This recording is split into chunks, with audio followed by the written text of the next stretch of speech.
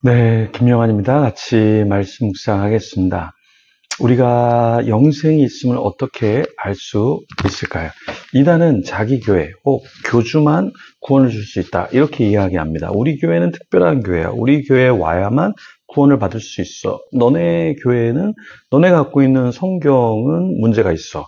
킹제임스 유일주의자들은 다른 성경으로는 하나님의 진리를 깨우칠 수 없다. 이렇게 이야기합니다. 근데 킹제임스 성경 이전에는 그러면 사람들이 갖고 있던 성경으로는 구원을 못 받았나요? 제가 사본학을 공부했잖아요. 시리아어, 아람어, 히브리, 헬라어 사본을 공부했잖아요. 그런데 이 킹제임스 성경은 번역본이에요. 근데 번역본이 원본, 사본보다 더 위대하다? 말도 안 되죠. 그래서 이런 킹제임스 유일주의자들이 자신들이 뭐 영어로 번역된 게 하나도 오탈자가 없다, 오류가 없다 이렇게 얘기하는데 킹제임스 버전은 몇 차례 사실은 수정이 있었습니다. 네. 그리고 잘못 번역된 내용들도 사실은 있고요. 그걸 다 여기서 이야기할 수는 없지만 제가 따로 또 킹제임스에 대해서 유튜브로 찍어놓은 내용들이 있는데 그런 것들을 참고해 보시면 킹제임스 문제가 있다.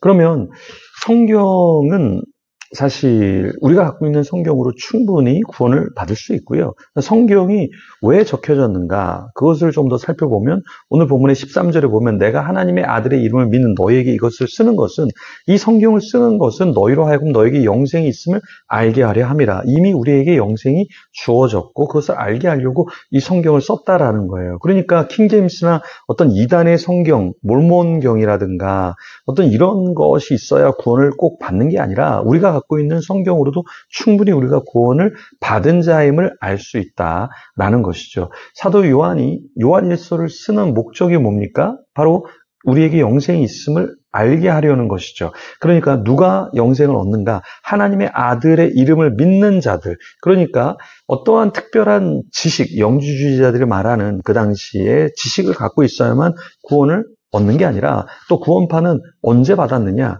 몇 날, 몇 시에 받았느냐? 이게 중요하다고 하는데 그게 중요한 게 아니라 사실은 우리가 하나님의 아들의 이름을 믿는 그 사람이 구원받는 자다라는 것이죠. 그리고 내 행위 중요하죠. 행위, 삶의 열매가 중요하지만 그렇다고 해서 삶의 열매가 나의 구원을 결정짓는 건 아니에요. 그러면 하나님 보시기에 행위가 조금 부족한 사람, 많이 부족한 사람 다 구원을 못 받게요.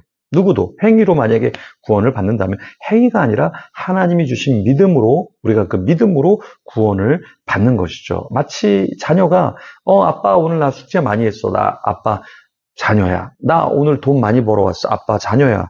이렇다면은 아빠 말을 안 듣고 엄마 말을 안 들으면 자녀가 아닌 그런 자녀와 부모 관계가 그렇게 성립이 되나요? 그렇지 않죠. 그렇죠? 그래서 우리는 하나님의 자녀가 되는 것은 내 노력과 내 온전함, 완전함이 아니다라는 것이죠. 하나님이 우리를 자녀 삼아주시고 그것을 믿고 나아가는 것이잖아요. 이럴 때 우리에게 주어지는 특징, 특권, 무엇이 있을까요? 14절에 이렇게 말해요. 그를 향하여 우리가 가진 바 담대함이 이것이니 그의 뜻대로 무엇을 구하면 들으심이라. 무슨 말입니까? 우리가 하나님의 자녀니까 담대히 이거 주세요 하면 하나님이 우리를 이쁘게 여기시고 들어주신다라는 거예요. 제 자녀 하은미 주애가 아빠 이거 사줘 그러는데 300원짜리인데 사줘야 되나? 고심하지 않는다라는 거죠. 자녀니까 아빠한테 이거 300원짜리 사줘. 근데 아빠는 또 자녀니까 그냥 사주는 거죠. 그렇죠? 왜요? 자녀이기 때문에. 그냥 자녀이기 때문에 담대하게 요구할 수 있다라는 거예요. 근데 어떤 지나가는 아이들이 저한테 뭐 아이스크림 사주세요. 사줄 수도 있지만 내가 얘네들이 누군지도 모르는데 왜 내가 얘들을 사줘야 되지? 이런 생각이 들지 않겠어요? 근데 하나님은 우리에게 그런 생각을 갖지 않는다. 그러니까 우리는 담대함으로 하나님 앞에 기도해야 한다는 거죠. 여러분 하나님께 간구하는 제목이 있습니까? 어떤 제목이세요? 그걸 놓고 간절히 기도하세요. 담대히 기도하세요. 네, 근데 정욕으로 쓰려고 잘못 구하면 안 되죠. 하지만 하나님이 원하시는 하나님 나라를 위한 것이라면 우리는 기도해야 하는 거겠죠. 네, 우리가 하나님의 뜻을 알고 기도하면 하나님께서 그것을 들어주시고 역사해 주신다라는 것입니다. 그렇죠? 특별히 우리는 또 어떤 것을 신경 써야 될까요? 16절에 누구든지 형제가 사망에 이르지 아니하는 죄 범하는 것을 보거든 구하라. 그리하면 사망에 이르지 아니하는 범죄자들을 위하여 그에게 생명을 주시리라. 사망에 이르는 죄가 있으니 이에 관하여 나는 구하라 하지 않노라. 자, 요한이 어떤 이야기를 합니까? 혹시 우리 지체들 중에서 막 죄를 짓고 있어요. 근데 그게 참 돌이킬 수 있는 죄라면 그 지체들을 깨우라는 것이죠. 근데 사망에 이르는 죄에 이르는 것은 우리가 어쩔 수 없지만 그건 하나님께 속해 있지만 우리가 좀 잠자고 있는 영혼들을 흔들어 깨울 수 있다면 우리가 깨워야 하지 않을까요? 수요 예배 우리가 드리고 있습니다. 같이 모여서 예배하면 좋죠. 근데 그 시간에 술 마시고 담배 피우고 세상에 쾌락에 있으면 안 좋은 거니까 자 일로 오세요.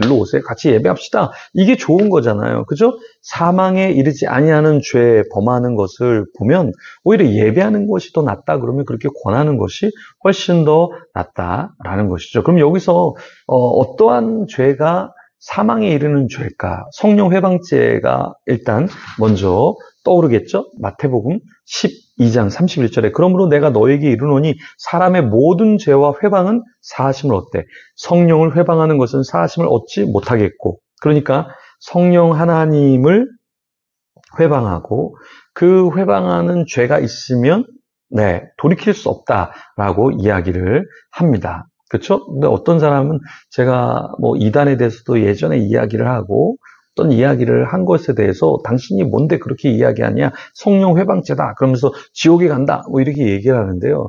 자, 이 성령 회방죄라는 게 어떤 잘못을 잘못됐다고 얘기하는 것이 성령 회방죄가 아니죠. 그렇죠? 극단적인 정치 얘기를 하는 것도 아니고 이단을 이단이라고 얘기하는데 나를 왜 이단이라고 얘기를 해? 당신은 성령 회방죄야. 이렇게 이야기하는 사람도 있는데 그것은 아니고요. 성령을 거역하는 죄를 말하는 것이죠. 성령님이 하시는 일, 역사, 그 흐름, 그것을 우리가 방해해서는 안 된다. 근데 이단을 이단이라고 얘기하고 죄를 죄라고 얘기하는 것, 그것은 잘못된 게 아니죠.